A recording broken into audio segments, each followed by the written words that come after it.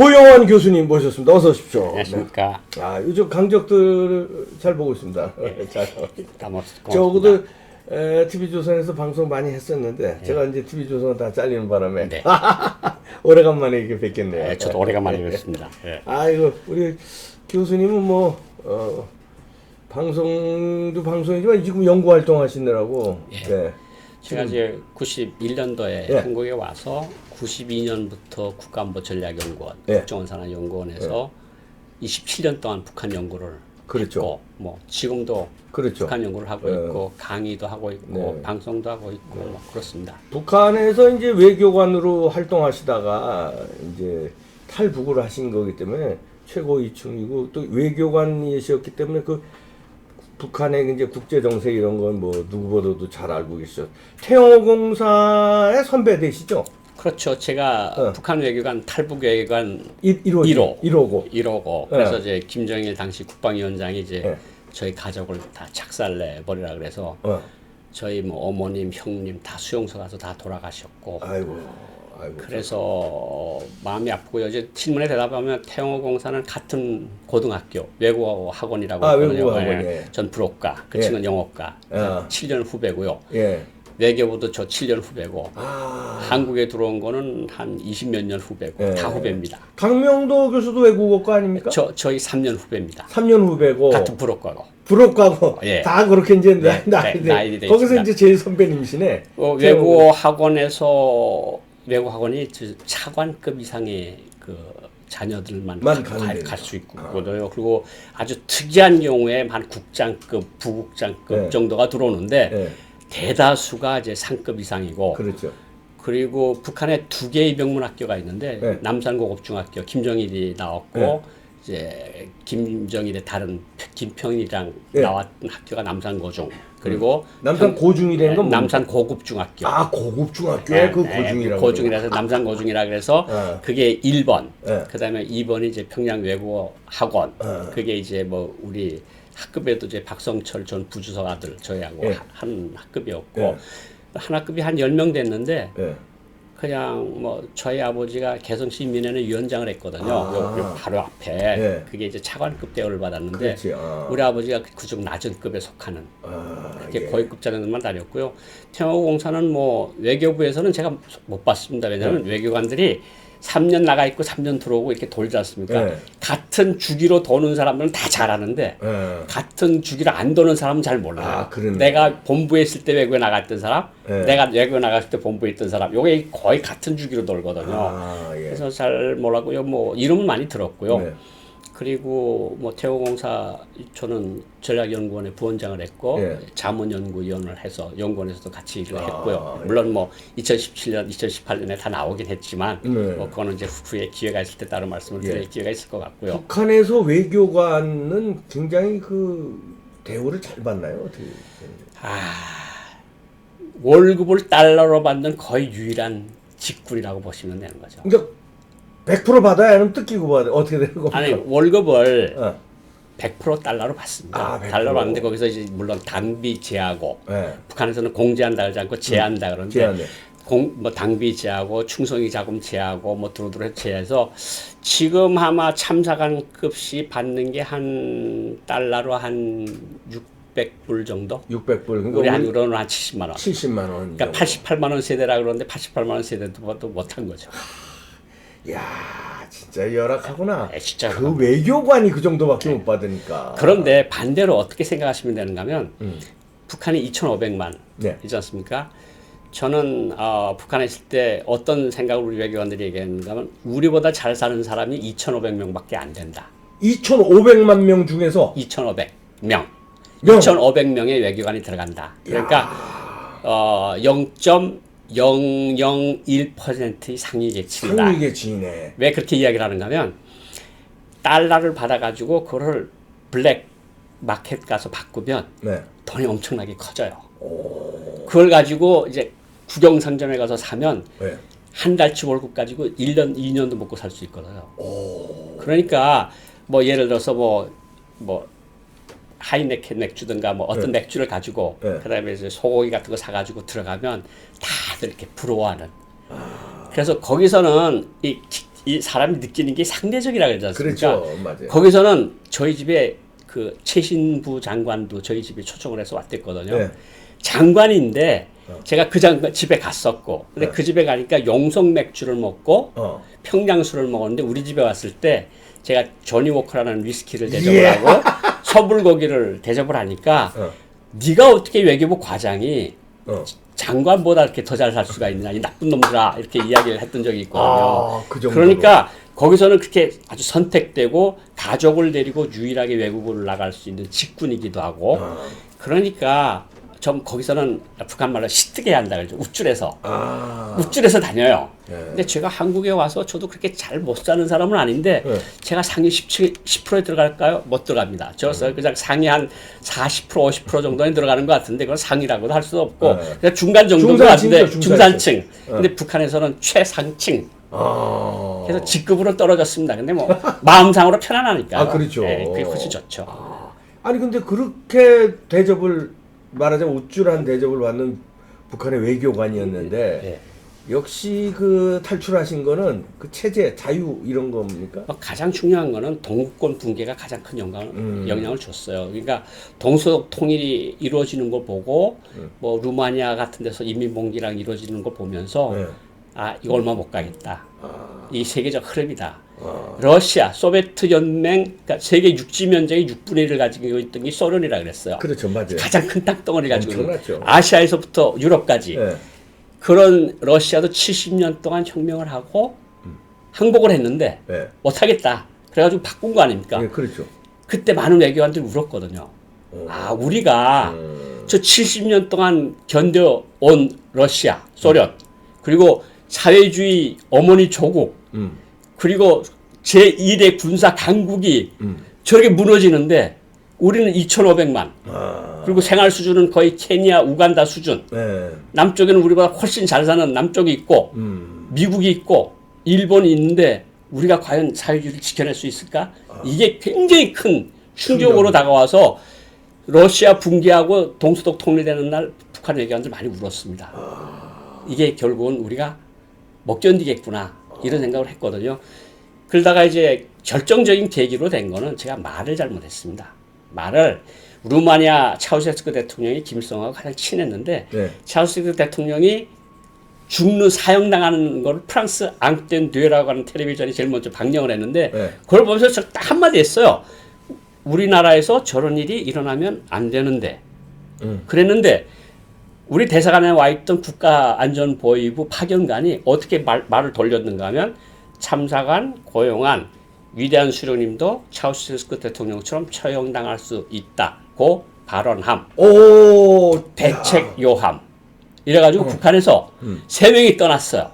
저를 잡으러. 잡으러. 3명이 떠났는데 어느 지점에 왔어요. 네. 근데 어느 지점은 그 친구들이 아직 살아있기 때문에 말을 못하겠는데 어느 지점에 왔는데 그 사람들이 받아들인 외교관이 저하고 또 같은 친구예요.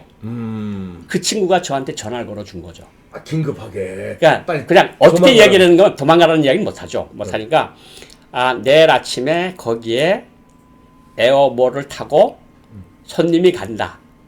마중을 잘 해라. 어디 기관인데 보위부의 국가안전 보위부다. 그래서 알았어. 잘 마중할게. 잠깐만. 근데 너 소리 하더라. 노소래.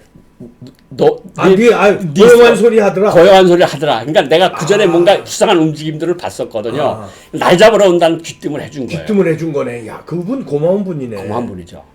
아니면 지금 여기서 방송이 아니라 아니, 뭐 저 그런 세상으로 가셨어. 아니 뭐 그건 잘 모르겠고요. 네. 그래서 제가 그 다음날 새벽에 일어나자마자 대사관을 탈출해서 망명해서 한국에 와서 결국은 그게 이제 기자회견을 하면서 김정일 국방위원장이 당시에 내가 외교관들 없는 돈에 달러까지 주면서 그렇게 대우를 해주고 그러는데 공화국 역사상 네. 첫 외교관이 탈출하는 사건이 일어났는데 도대체 무슨 일이 일어나는 거냐? 그 가족들을 엄벌에 처하라. 그래가지고 가족들이 다 몰살을 당하고 제가 정말 피눈물을 흘렸죠. 그러셨겠네요. 네. 그러니까 의도하고 상관없는 그 말을 왜곡한 것 때문에 사실은 네. 제가 그 뭐 제 자랑하려고 그러는 게 아니라 네. 제가 살아온 역사 중에 중요한 계기가 돼서 그러는데 김일성 주석이 프랑스 통역관을 2년 8개월 동안 했어요. 김일성의 통역관. 네, 프랑스 오. 통역관을. 그러니까 네. 88년도는 제가 북한에서 제일 먼저 제일 프랑스어를 잘하는 사람. 오, 예. 그리고 김정일 국방위원장이 통역을 6개월 했거든요. 그래서 예. 김정일과 김일성은 제가 좀 잘 압니다. 그러시네. 예. 예. 근데 김일성이 통역을 했는데 예. 김일성이 마음에 들었나 봐요. 그러니까 김일성이 뭐라고 얘기하는가 하면 아니 국내에서 공부한 국산품인데 외국어도 잘하고 똑똑하네. 김일성이 그렇게 얘기를 했어요. 오. 그리고 저한테 홍삼 10뿌리를 선물로 보내줬어요. 그 북한에서 엄청 귀한 거. 엄청 그냥 갑오죠. 갑오네. 제대로 만년 갑오. 그것도 김일성이가 하사한 건데. 하사하고. 야. 그래서 거기다가 뭐 선물, 홍삼 10뿌리, 그 대상자, 외교부 육국 사과장 고용한 그리고 이 선물을 고용한 동무에게 보냅니다. 조선민주인민공화국 주석, 조선노동당 중앙위원회 총비서 김일성. 와. 그리고 제 인사문건에 뭐라고 돼 있는 줄 압니까? 고용한 동무는 국내에서 공부했음에도 불구하고 프랑스어를 참 잘합니다. 외교관이 모범으로 키우시오. 제 인사문건에 그렇게 딱 돼 있어서 저는 도망치지 않아도 될 줄 알았어요. 고민을 엄청 했어요. 네. 김일성이한테 칭찬 교실까지 받았는데 네. 내가 하지도 않은 말 때문에 내가 잡혀가야 될까? 이런 생각을 많이 했는데 죽진 않아도 다시는 외교관으로 못 나올 것 같은 예감은 들더라고요. 그러니까 내가 사실은 자살하려고 나갔었어요. 나갔다가 그 자리에서 내가 누가 뒤에서 채는 것 같더라고. 그러지 말라고. 네. 그 거대한 힘이 나를 잡았어요. 강가에서. 예. 그래가지고 신발 벗어놓고 차 세워놓고 자살한 것처럼 하고 어느 삼국을 통해서 왔죠. 예. 그래가지고 와서 제가 와서도 계속 몇 년 동안은 고민을 많이 했어요. 네. 내가 잘한 결정일까 못한 결정일까 이랬는데 뭐 지금 생각해 보면 100번 잘한 결정이죠. 100번 잘한 결정이고 그래, 예. 한국에 와서 제일 편한 게 뭔 줄 아세요? 뭐. 제가 문을 누가 두드려도 문을 안 열어줄 수 있는 권리. 그리고 밤 10시 이후에 내가 전화를 안 받을 수 있는 권리. 누가 뭐라 그래도 나 집에 없었어. 나 그때 어디 갔었어요. 전화에 안 받아. 전화가 잤어. 배터리가 없고 뭐 없었어요. 잤어요. 근데 누가 시비 걸어? 하나도 시비 거는 사람 없거든요. 그러니까 밤이 편하네요. 근데 북한 고위 간부들이 낮보다는 밤이 불편합니다. 올라갈수록요. 저희 그 외교부 육국 3과장이 저 4과장을 했고 이찬선이라고 조직지도부 제1부부장을 한 아버지가 김정일의 오른팔이었던 사람이 있어요. 아들이 있는데 그 아들이 저한테 이야기를 했는데 그 아들이 갔다 그래요. 내추럴로 갔다 그랬대. 그 친구 이름을 말하는데 아버지 돌아가셨고 24시간 도청기가 돌아가는 걸 알고 있습니다. 김정일의 오른팔임에도 불구하고 도청기가 24시간이 돌아가요. 그리고 사람을 언제 잡아가는 줄 압니까? 밤에 1시부터 3시 사이에 와 잡아가요. 딱 잠이 깊게 들었을 때. 그때 와서 문 들기면 영락없이 보이 봅니다. 그러니까 밤에 누가 와서 문을 두들기잖아요. 밤 11시 지난 다음에 형제, 어머니, 누나라도 남의 집에 가려고 하진 않습니다. 놀라니까 사람. 놀라니까. 근데 올라갈수록 24시간 도청 대상, 12시간 도청 대상, 그 밤에만 도청하는 대상, 정세가 긴장할 때 도청하는 대상, 도청하는 게 다 많거든요. 그러니까 높이 올라갈수록 먹고 사는 건 괜찮은데 정신적으로 피곤해요. 그러니까 딱딱 두들기면 뭐야 이게 내가 뭘 잘못했나? 우리 형님이 뭘 잘못했나? 한 명이 잘못해도 온 가족에게 가는 거니까 대한민국에 와서 저한테 제일 좋은 거 물어보라면 밤잠이 편안한 거. 그 누구도 나를 같이 안 나는 거. 이게 제일 좋은 겁니다. 이게 참 엄청난 얘기인데 우리는 그거를 아주 만끽하고 있으면서 그 마음을 몰라요. 그렇죠. 그러면서 얼치기 좌파들이 북한 칭송하고 말이야 북한 편들고 그러는 놈들 보면 참 이런 것도 모르고. 그렇죠. 그러니까 평양에 한번 갔다 와서 평양이 보여주는 비트린 왜 윈도우만 보고 그렇지. 겉에만 온 사람들이 무슨 이야기를 하는 사람들까지 있는 줄 압니까? 평양이 싱가포르보다 더 발전했더라. 그런 헛소리 하더라고요. 그런 소리 하는 사람이 있어요. 예. 그런 사람이 평안남 순천군이나 개천군이나 온성군이나 아오지군이나 이런 데 가보라 그랬어요. 소달구지 끌고 울퉁불퉁한 길이고 그리고 창문에 유리가 없어 비닐방막으로 막고 이런 것들을 보지 않는 사람들이 그런 소리를 하는 걸 보면 그렇지.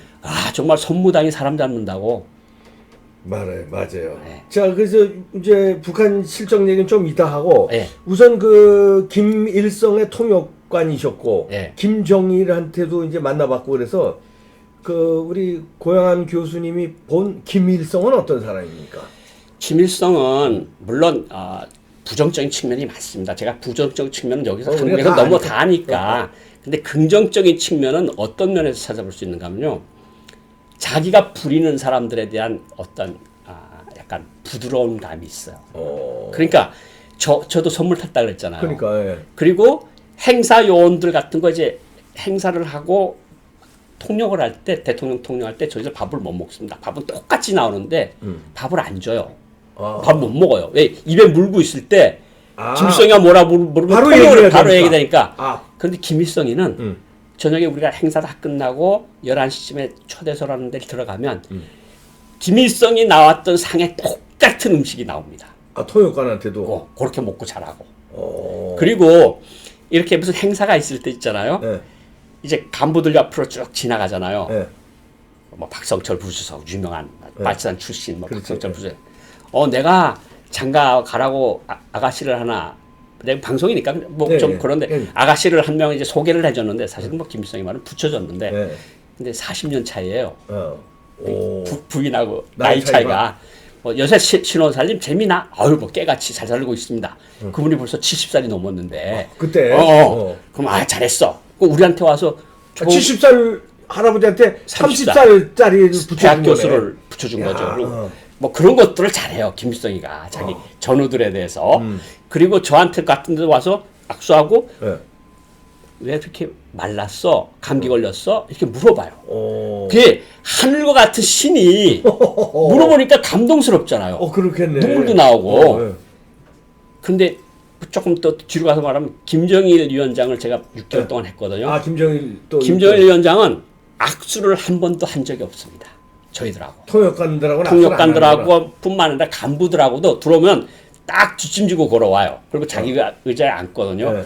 그 간부들이 아버지 때 간부들 8, 90난 간부들이 90도 인사를 하는데 목내만 까딱하고 그냥 가요.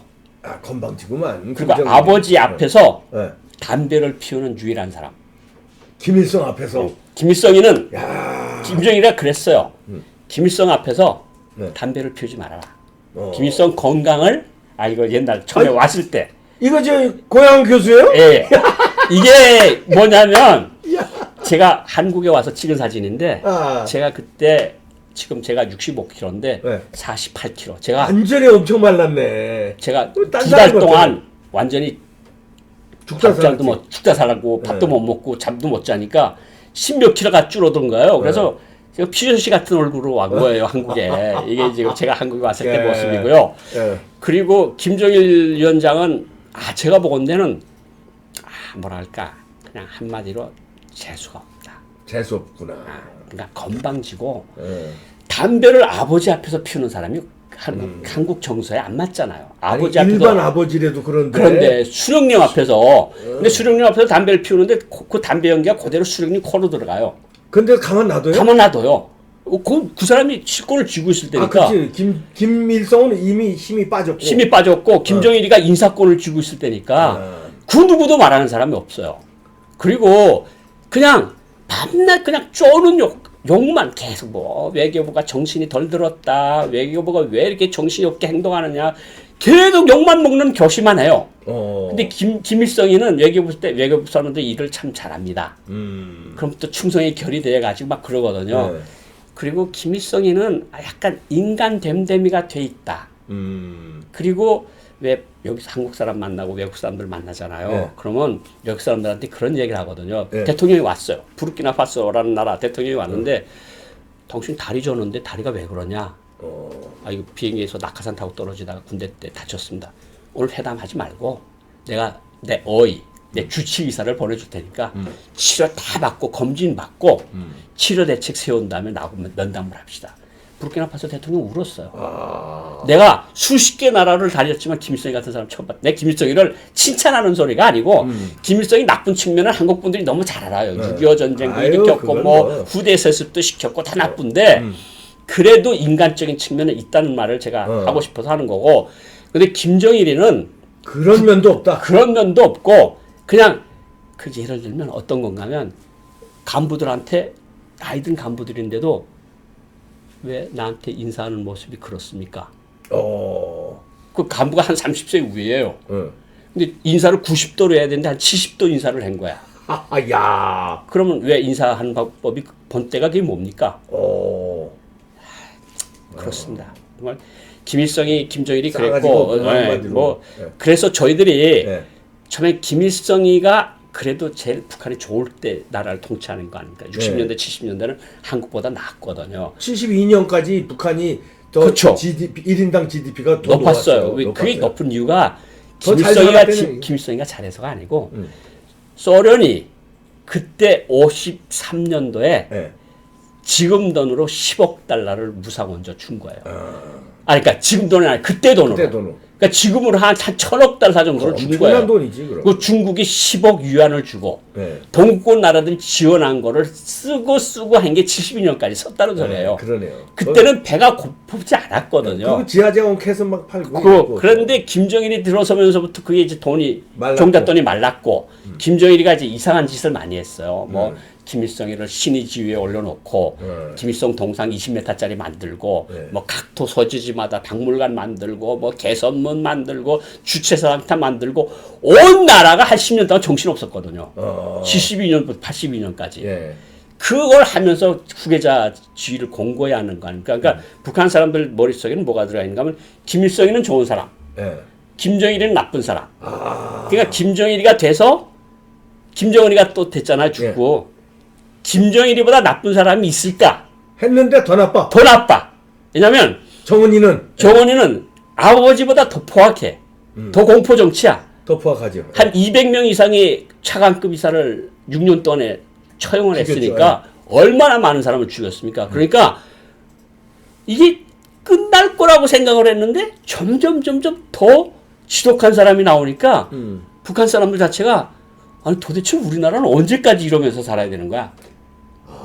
근데 이제 워낙 바른말 했다가는 뭐 저 도청이나 이런 또 5호 담당자 이런 데서 걸려가지고 뭐 수청당하거나 이제 뭐 정치보험 수용소로 가니까 입으로 말은 못하지만 다 그렇게 느끼고 있다는 거네요. 그게 이제 면종복배라 그러는데 앞에서는 복종을 하고 뒤에서는 딴 생각을 한다는 건데 제가 한 가지 실례만 드릴게요. 2015년에 전영철 인민무력부장이 처형을 당합니다. 5월 달에. 처형당했다는 이유가 말입니다.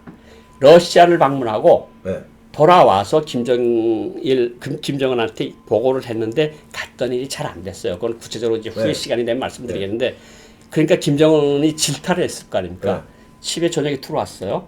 와이프가 보니까 얼굴색이 안 좋아요. 남편이. 그러니까 양복을 받아들면서 여보 갔던 일이 잘 안 됐어요. 왜 그래요? 얼굴이. 그러니까 젊은 지도자 모시고 일하기가 참 힘드네. 여기 도청이 테이프가 걸린 거야. 그래서 보위사령부가 그 다음날 아침에 최고사령관한테 보고하니까 노발대발한 거죠. 지방에서 군단장이나 하던 놈을 내가 민민무력부장으로 올려놨는데 나를 배신해. 그래서 총살한 거 아닙니까? 이 말 한마디 한 줄입니다. 저도 말 한마디 한 줄. 전영철도 한 줄. 야, 하루아침에 날아가는 거야. 하루아침에. 그렇게 되면 이제 왜 한국에 와서 많이 받는 질문이 왜 그렇게 독재를 받고 그렇게 탄압을 받는데 왜 인민들이 가만히 있느냐? 그러니까요. 거기 사람들은 배짱도 없느냐? 배포도 없느냐? 배포도 없느냐? 왜 그러냐? 그런데 혼자만 그렇게 죽이면 아마 모든 일들이 아직 벌어지고 있을 겁니다. 근데 온 가족을 다 죽이니까 그 공포 정치에 그냥 나만 눈 깎고 무슨 총을 쏘든 뭐 한 가지 할 거야. 이런 가족들은 괜찮겠지. 이러면 되는데 내 아들 손주까지 다 없어지니까 사람들이 누구든지 겁을 내서 일을 못 하는 거야.